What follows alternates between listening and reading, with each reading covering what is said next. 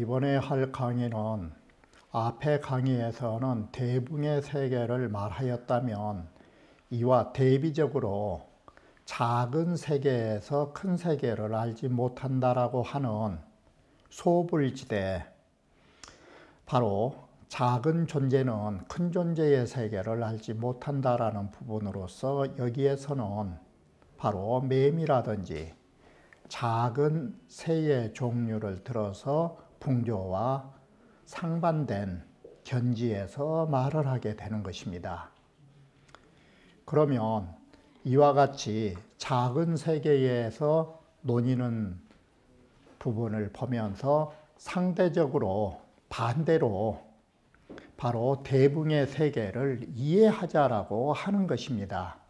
자, 그렇다면 여기에서 대붕의 세계가 정설로서 말한 것이었다면 지금 여기에서 말하는 이건 소충이라 할 수 있는 것인데, 작은 벌레라 할 수 있는 것인데, 소충을 말한 것은 반설의 입장에서 말을 하는 것입니다. 바로 이와 같이 정설과 반설을 대비적으로 들어서 말하는 이유는 뭐냐? 반설을 통해서 정설을 부각시키기 위한 수사기법에 지나지 않은 것입니다.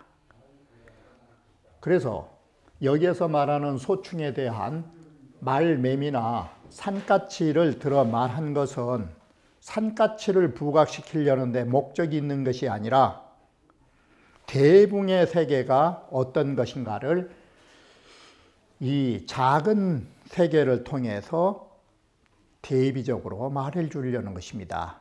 예를 들면 이처럼 결백한 세계를 말하기 위하여 상대적으로 검은 세계를 말하는 것과 같은 것입니다. 이 검은 부분을 말하여 흰 부분을 강조하게 되는 것입니다. 이처럼 말매미와 산까치를 통해서 대붕의 세계가 반대로 밝혀지게 될 것입니다. 그러면 원문에서 조여 확구 소지할 저 말매미와 학구는 산까치인데 산까치가 갈지자 붕조를 비웃으면서 다음과 같이 말합니다. 결기비하야 우리는 결기 곧장 벌떡 일어나 날아가면서 창유방이라가 벌떡 일어나서 날아올라서 가지고 느릅나무와 다목나무라고 하는 거기에의 나무 끝을 채 올라가 가지고 시적불지 다목나무나 느릅나무 끝에까지도 때로는 이르지 않고 나무 끝까지도 가지 않고 이 공허지이로니 우리는 다시 땅으로 던질 투자로 내 몸을 던진다 이 말은 땅으로 다시 내려앉을 뿐이니 헤이지 구말리 나미오 뭐 타려고 갈지자 그처럼 풍조처럼 구말리를 높이 떠서 남쪽으로 가려고 하십니까? 이게 뭐 하려고? 자, 그러하므로 이 까치나 이러한 것은 얼마 되지 않은 거리에서 날고 있기 때문에 적 망창자난, 망창이라고 하는 것은 교회를 말하는 것인데 들녘 밖 가까운 교회를 날아가려는 자는 삼찬이 반이로되 밥 세끼 먹고 다시 되돌아오지만 복유과연하고 밥 세끼 먹고 돌아왔는데도 배가 꺼지기는커녕 배는 오히려 과일처럼 동실하게 배가 꺼지지 않았고 라는 말이 과일처럼 동실하게 배가 부르고, 자, 이번에는 교회 가는 것보다 더 멀리 백리 멀리 날아가는 새들은 숙용량하고, 이 두 가지 해석 방법이 있는데, 하룻밤을 자면서 양식을 찐다라는 말이 있는데 여기는 그런 게 아니고 용일숙지량, 하룻밤을 묵을 양식을 미리 쪄야 된다. 도장법으로 하룻밤 먹을 양식을 쪄야 하고, 여기에서 천리길을 가려고 하는 새는 3월7량 하나니 3개월 버틸 수 있는 양식을 모아야 되는 것이다. 자, 그러니 저 두 벌레들이, 이 말은 여기에는 벌레충자 썼지만 왜 이 벌레충자를 쓰느냐, 사충이라고 하는 게 있는데 이 세상에 사는 모든 생명체는 사충인데, 이게 뭐냐면 우충, 새는, 인충, 물고기들은 비늘 달린 벌레, 바로 이 충자를 썼다가 조금 충자 쓰기가 미안하니까 족자, 인족, 우족, 바로 이렇게 해서 충자는 바로 매미라든지 새라든지 이런 동물의 유를 충자로 쓴 것입니다. 두 가지 부류가 또한 어찌 알리오라고 하는 것입니다. 자, 그렇다면 방금 말한 이충 두 가지의 족속, 앞에서 말씀드린 것처럼 사충, 인족, 우모 인족, 우, 날개 달린 짐승, 털럭 달린 짐승, 인, 비늘 달린 물고기류, 개, 껍질, 여기에다가 붙여서 제일 처음에는 사충, 우충, 모충, 인충, 개충 이랬던 것인데, 뒤에 충자를 쓰기가 좀 그러니까 바로 여기에다가 족자를 넣어가지고 우족, 모족, 인족, 개족 이렇게 해서 그 이름을 충자를 족자로도 썼던 것입니다. 그래서 말매미라든지 새라는 이런 것들이 풍조를 비워서 말하기를, 우리는 결기라고 하는 말이 직기라는 말과 같은 것으로 곧장 일어서서 솟구친다라는 말인데, 여기는 붕조하고 직기하고 붕조하고는 어떤 차이를 갖고 있느냐. 붕조는 수격 삼천리, 수면 위로 삼천리나 멀리 포물선을 긋으면서 올라간다라는 거, 그거에 반대이기 때문에, 직기하기 때문에, 곧장 그 자리에서 일어서기 때문에 수격 삼천리를 할 필요가 없다라는 것입니다. 바로 이것이 작은 활주로와 큰 활주로의 차이점인 것입니다. 자, 이렇게 벌쩍 일어나서 유방에 부딪혀가지고 때로 꼭대기까지도 않고 던진다. 땅바닥에 내려앉을 뿐이니,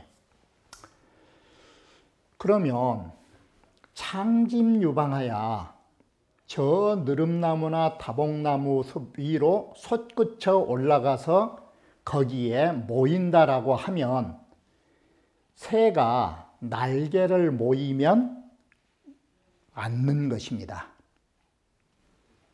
그 나무 위에 올라가 앉아가지고 일개시신 차불지로 여기서는 해석을 했습니다. 1시간도, 일개시신이란 말은 1시간도 또한 이르지 못하고 땅바닥으로 내려온다고. 이렇게 시간으로 말하면 붕조는 6개월 만에 날아갔다가 쉰다라는 말하고 반대가 되는 대비법을 쓰기도 했던 것입니다.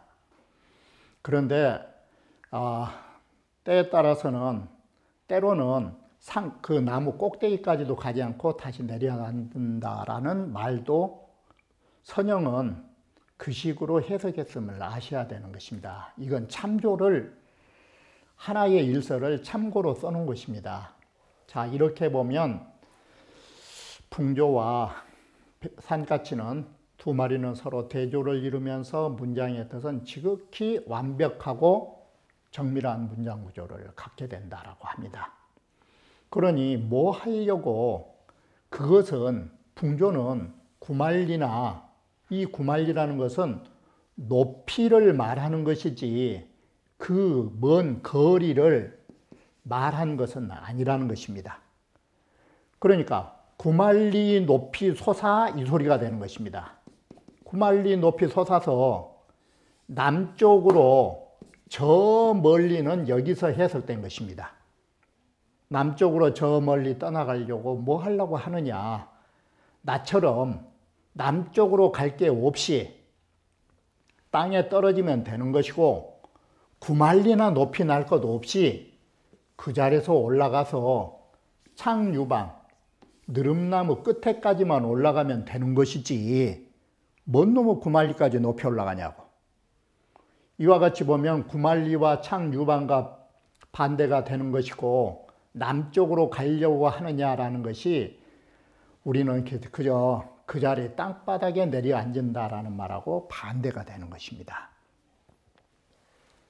그래서 저 들녘밥, 교회를 가려는 새는 세 끼니 먹은다 이 말은 세 그릇의 밥을 먹으니까 세 그릇의 밥을 먹으면 하루 세 끼 밥을 말하는 것입니다.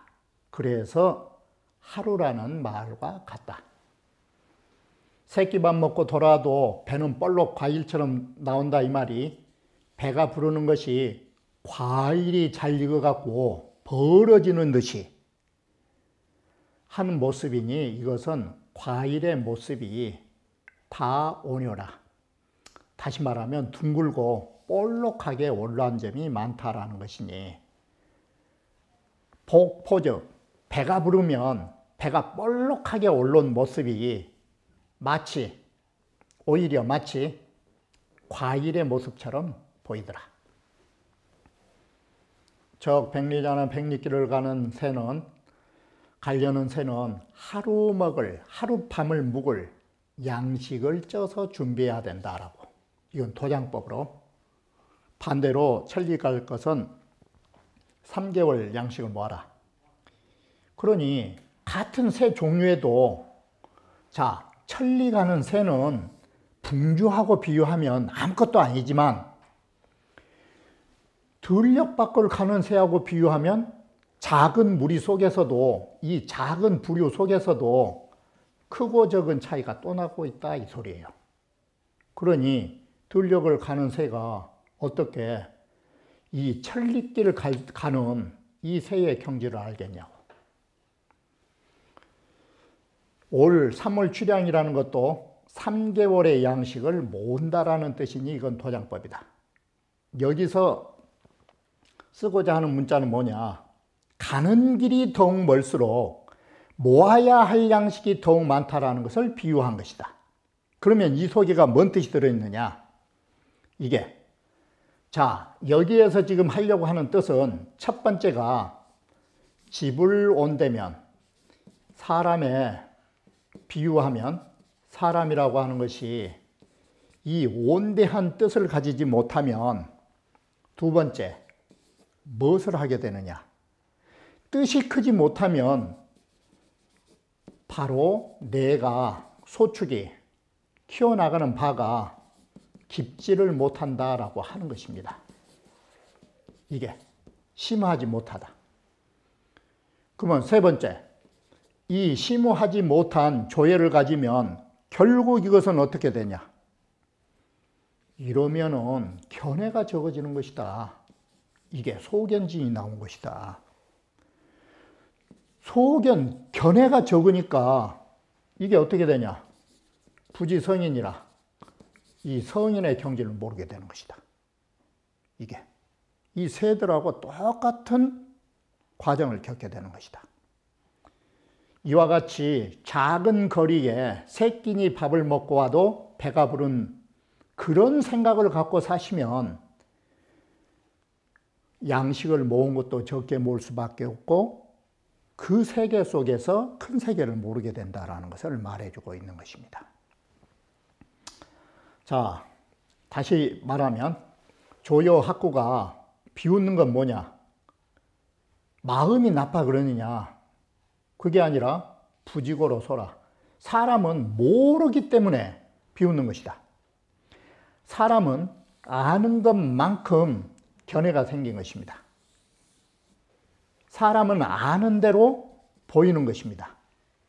이게 안 보이니까, 아는 것이 없어서 못 보니까 그걸 비웃을 수밖에 없다, 이 소리인 것입니다.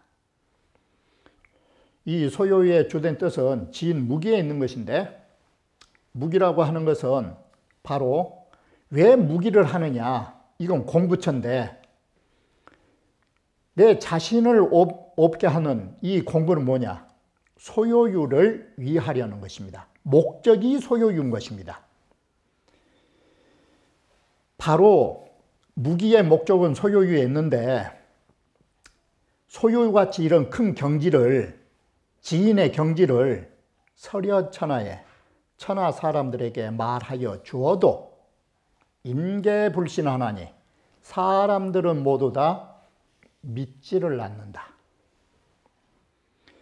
비기 고의 불신이라 그들이 고의로 불신을 하려는 것은 아닌 것이다.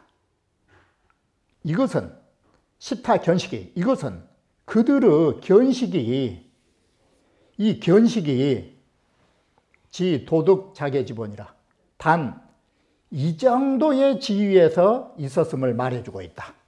말할 도자.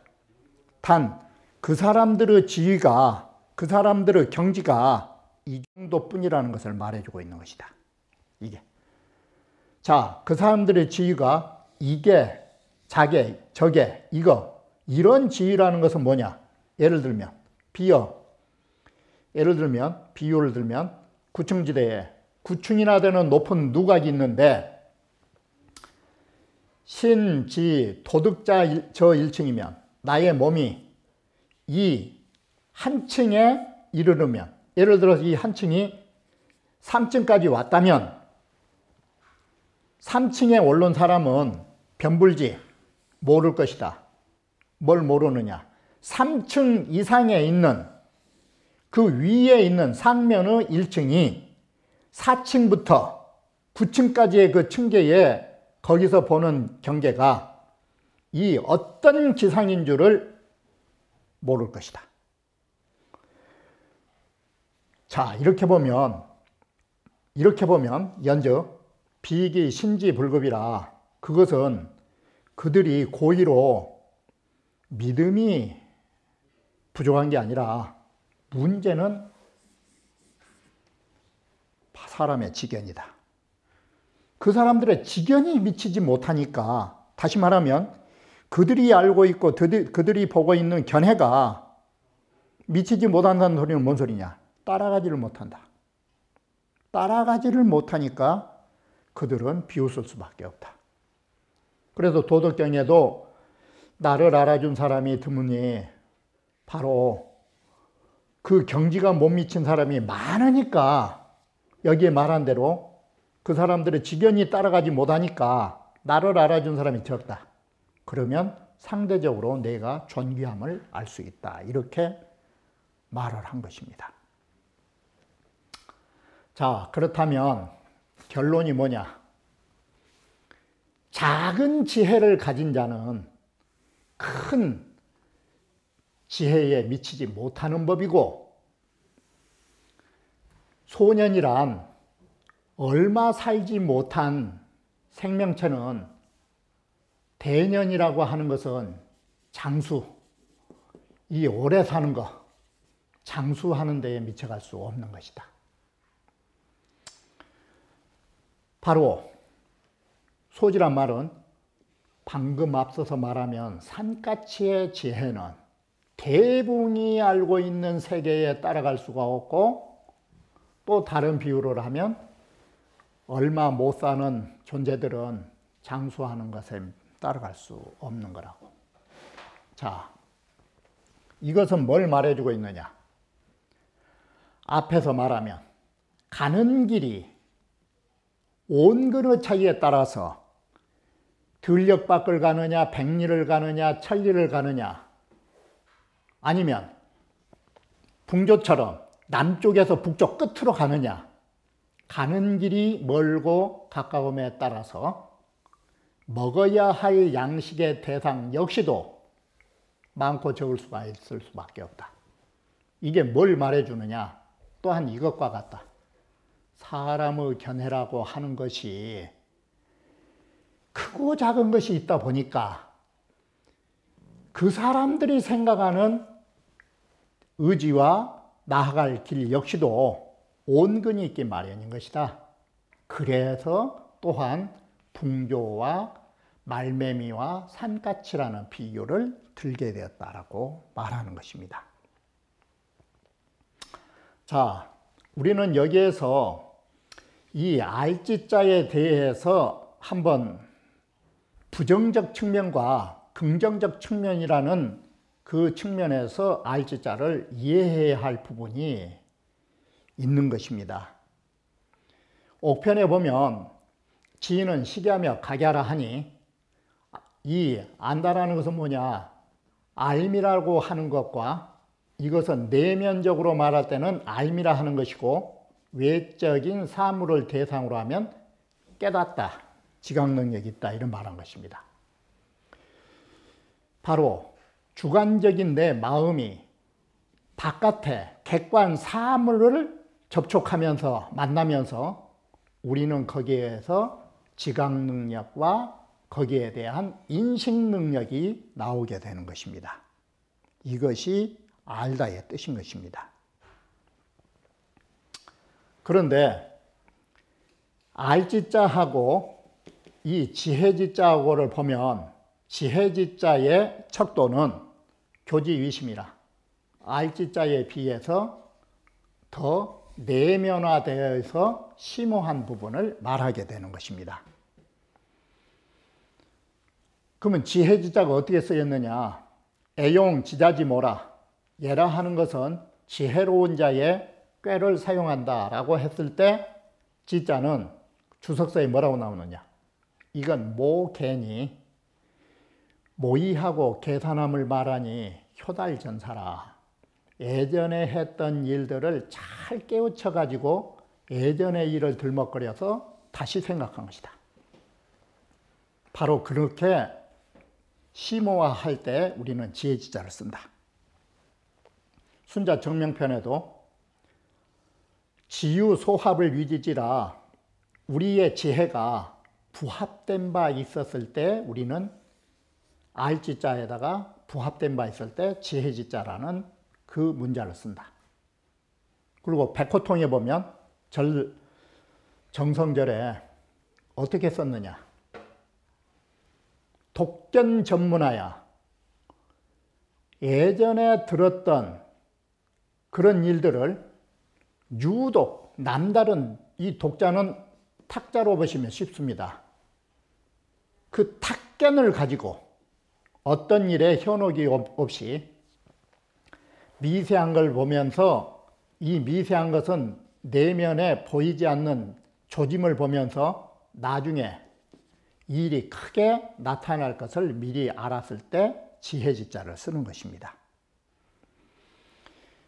위에 예기와 순자와 백호통, 위에 세 이 설을 종합하여 말한다면 취기 소지자의 그 알지자의 아는 대상에 나아가서 가히 사색 모객이 거기에 깊은 사색과 가장 적절한 어떤 계책을 가지고 능 효달전사하야, 능히 예전의 일을 잘 꿰뚫고 있어 가지고 견미지저하고 일의 미세한 조짐을 보면서 앞으로 어떤 현상으로 보여질까를 미리 알고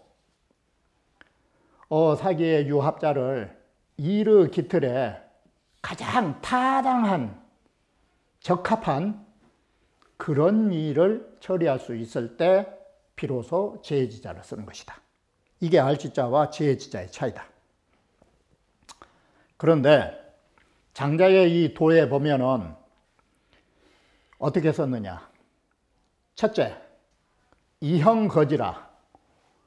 몸기자를 외적으로 보면 형체의 정욕을 벗어나고, 자, 이건 외적이고 내면으로는 지각이라고 하는 이 아르마리를 버려야 된다.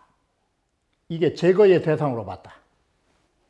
두 번째는 동호무지하여 무지한 것처럼 똑같이 기덕분리라 하니 그 덕을 바로 그 덕에서 벗어나지 않아야 된다라고 하니 관차면 노자 입장에서의 알지자는 대체로 어떤 대상으로 쓰였느냐.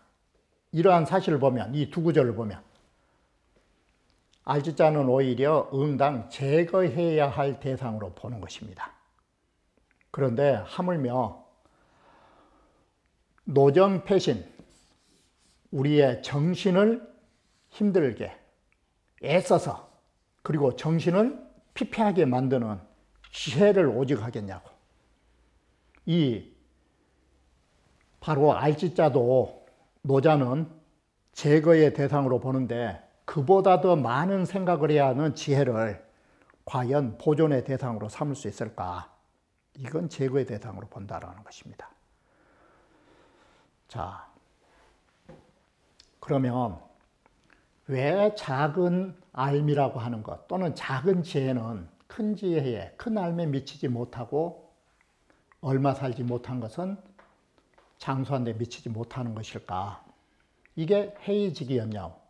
무엇으로서 그러한 줄을 아느냐?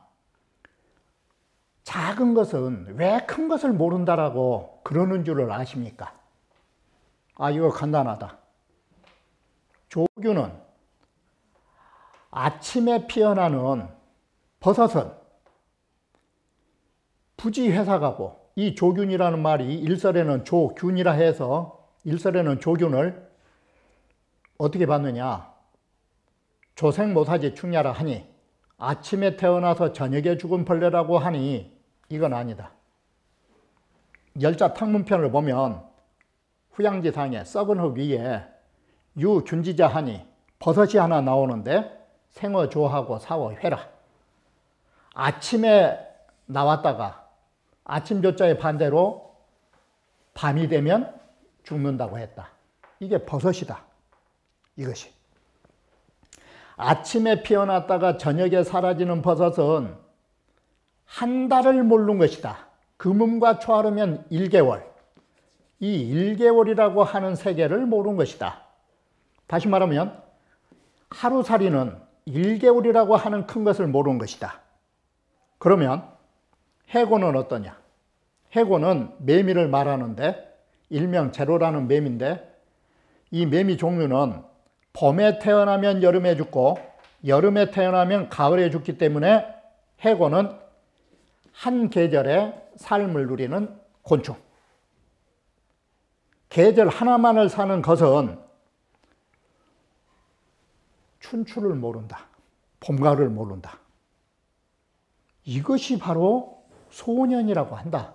버섯이라든지 매미라든지 하는 것은 생이 얼마 안 된다라는 짧은 삶을 말한다. 자, 그런데 반대로 소년의 반대인 저 초나라 남쪽을 가보면 바다가 있는데 거기에 바다에 유명령자 하니 명령이라고 하는 거북이가 있다. 원래 명자는 아득하다 뜻인데 그 아득한 바다에 신령스러운 것은 거북이를 말하니 해중대구라. 바다에 산 큰 거북이다. 우리말로 하면 바다의 큰 거북이 명령입니다. 바다에 큰 거북이가 있는데 거북이는 어떠느냐. 500세로서 위춘하고 500년이 봄한철 되고 500년이 가을 한철 되니까 바다 큰 거북이에는 1년이 우리 인간 세계로 하면 몇 년이냐? 2000년. 2000년이면 거북이는 1년 살았다고 생각한 것입니다. 그런데 여기에서 이보다 더 산 것이 있는데, 상고시대에 대춘이라는 대춘나무 춘자, 대춘나무가 있었는데, 이 나무는 한 계절이 몇 년이냐? 8천년으로서 봄 한철을 삼고, 또 8천세로서 가을 한철을 삼는다. 그러면 48에 32. 32,000년이 대춘나무에게는 1년이 된다. 이게. 자, 그래서 우리가 남의 부모를 오래오래 사시라고 하는 문자를 쓰기 때문에 이 춘자를 써가지고 춘부장 또는 춘당, 이렇게 해서 남의 부모를 오래 사시라는 의미로 춘부장이라는 문자를 쓴 것입니다. 자, 이처럼 32,000년을 1년으로 삼는다면 대춘나무는 도대체 얼마나 오래 살까? 이게 대년인데, 그런데도 팽조의 이름이 경이고 연임금의 신하고 팽성 땅에 봉해줬다 해서 팽조가 됐는데, 팽조가 얼마 살았느냐? 순임금, 우임금, 하우시, 우임금 당시를 거쳐서 상나라에까지 이르렀답니다. 그러면 팽조가 살았던 것이 약 700년을 살았다라고 한답니다. 그것 때문에 구수, 장수했다라고 사람들에게 소문이 나게 된 것입니다. 자, 700년을 살았다면 거북이에게 비하면 봄 한철 살고 여름 반나절 산 것입니다. 대춘나무에는 비할 것도 없는 것이고, 그런데도 내금이구로 특문하야 이에 오늘날 오래 산다라는 오래굿자 장수를 누렸다라는 것으로 특별히 소문이 나가지고 노팽이가 부질없이 장수했다는 이름을 얻어가지고 사람 중에 오래 살았다면 팽조 오래 싸니, 그래서 중인이 필자나니 중인들이 숱한 사람들이 갈짓자 팽조처럼 700년 살라고 짝을 하나니, 이 짝필자가 뭐냐? 사모예에서 본받으려고 한 것이다. 신선전에 보면 팽조의 수는 700년 살았으니까 이건 마치 흡여, 먹과 같으냐? 대춘나무에 비교하면 팽조는 아침에 피어났다가 저녁에 사라지는 버섯과 다를 바 없는 데에도 많은 사람들은 그것이 좋아가지고 사모해가지고 그걸 본받으려고 하니 이 얼마나 슬픈 일이 아니겠느냐고. 이 또한 슬픈 일이 아니냐. 자, 이런 것처럼 우리는 삶의 장단을 통해서 아는 것 역시도 이와 같은 줄을 알 수 있다는 것입니다. 정말 위대한 지혜가 무엇인지, 최고 성자의 지인이라고 하는 지혜가 어떤 것인지, 성자의 지혜를 비유하면 여기에서 거북이와 대춘나무와 같은 장수를 누린 것에 비유할 수 있는 것입니다. 대춘나무와 거북이의 하루아침도 못 사는 인생과 같은 것이 바로 뭘 비유했느냐? 그것이 보통 사람들의 작은 지혜를 비유한 것입니다. 이렇게 해서 여기에서 말하고자 하는 것은 뭐냐? 역시 큰 것하고 작은 것 차이가 이렇게 다른 세계라고. 바로 큰 것을 알지 못하는 작은 세계가 이 얼마나 불쌍하고 가엾은 삶을 누리고 있는가를 말해주는 부분이라고 하겠습니다. 그러면 다음 강좌에서 다시 말씀드리기로 하겠습니다.